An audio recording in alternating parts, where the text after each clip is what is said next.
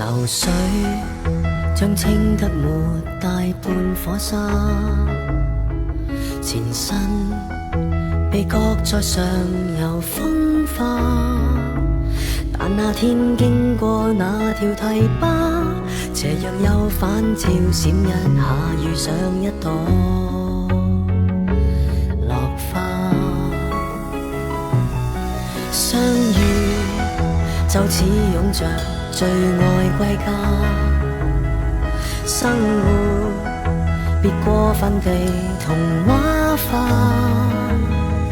故事假使短過這5月落霞，沒有需要驚詫。流水很清楚釋發這個責任，真的身份不過送運。這趟旅行若算開心，亦是無負這一生。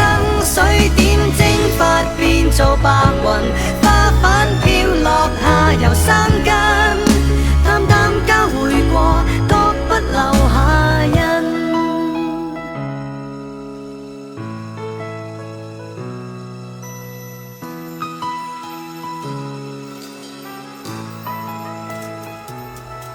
流水在山谷下再次分叉，情感漸化做淡然優雅，自覺心境已有如明鏡，為何為天降的氣客泛過一點浪花？天下並非只是有這朵花，不用為故事下文牽掛。要是彼此都有些既定路程，學會灑脫，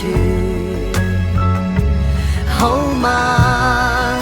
流水很清楚釋發這個責任，真的身份不過送運。這趟旅行若算開心，亦是無負這一生。水點蒸發變做白雲，花瓣飄落下游生根，命運敲定了要這麼發生。